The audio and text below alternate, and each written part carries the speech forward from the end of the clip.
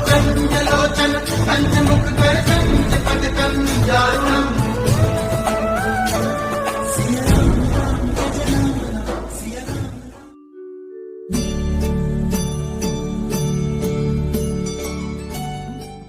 महाराज जी के आज के विशेषांक में रक्षा सूत्र परिवार के सभी सदस्यों का हार्दिक स्वागत है। बाबा जी के भक्तों को राम राम। बनारस के शंकर प्रसाद व्यास जी कैंची आश्रम में वास कर रहे थे।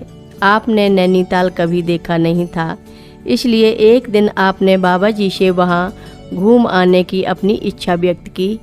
बाबा जी ने आश्रम की जीप के चालक रामानंद को इन्हें नैनीताल घुमा लाने का आदेश दिया।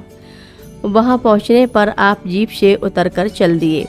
नैनीताल की चित्ताकर्षक प्राकृतिक छटा ने इन्हें मुग्ध कर दिया था और आप उत्सुकतापूर्ण दृष्टि से आगे आगे जाते ही रहे। आप चलते रहे मल्ली ताल तक पहुंच गए और वहां बड़ी देर तक इधर उधर घूमते ही रह गए। एकाएक इन्हें विचार आया कि कैंची वापस जाने के बारे में आप रामानंद से कुछ भी नहीं कह आए थे। अपनी भूल पर आपको दुख हुआ और लौटने के विषय में चिंता होने लगी। इधर रामानंद बहुत देर तक इनकी प्रतीक्षा करता रहा और अंत में खाली गाड़ी लेकर कैंची धाम वापस चला गया। जब आप घूम घाम कर उस स्थान में पहुँचे जहां आपने जीप छोड़ी थी, आपने वहां एक फौजी अफसर को कार में बैठे देखा। यह अफसर महाराज जी का भक्त था और कई बार व्यास जी ने इसे कैंची में बाबा जी के पास देखा था। व्यास जी के पूछने पर उसने बताया कि वह कैंची जा रहा है। व्यास जी ने उससे साथ चलने की विनम्र प्रार्थना की। उसे कुछ हिचकिचाहट हुई और उसने मना कर दिया।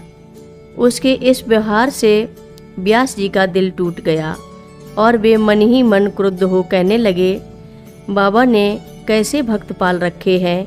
यदि मैं बाबा होता तो ऐसे भक्तों को डंडे से मार मार कर भगा देता।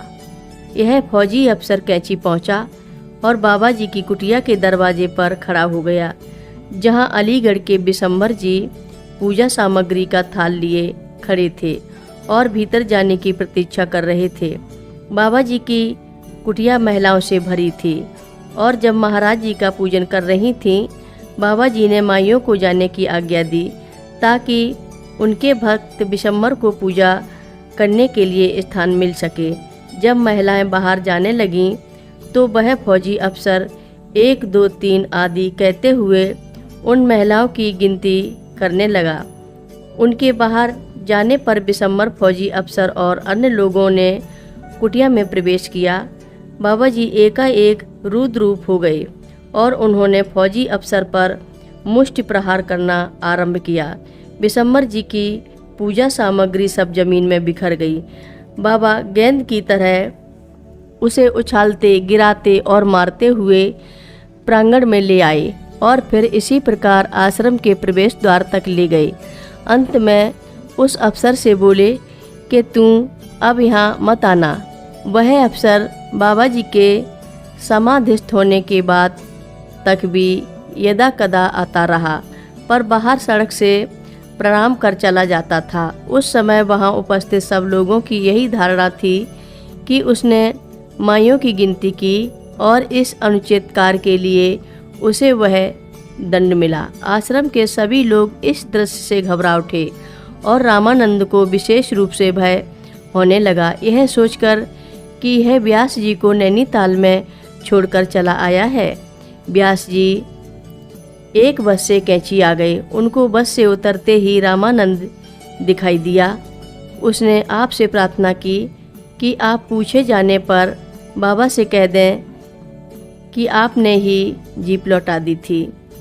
जब व्यास जी ने बाबा के दर्शन किए, वे बहुत शांत और प्रसन्न मुद्रा में दिखाई दिए और आपसे बोले, तुझे अमुक फौजी अफसर अपनी गाड़ी में नहीं लाया है। तूने क्या कहा, बताता क्यों नहीं है। व्यास जी चुप रहे। बाबा जी स्वयं कहने लगे, तू कह रहा था बाबा जी ने कैसे भक्त पाल रखे हैं। यदि मैं बाबा होता तो ऐसे भक्तों को लाठी मार मार कर भगा देता। यह कह रहा था कि नहीं बता।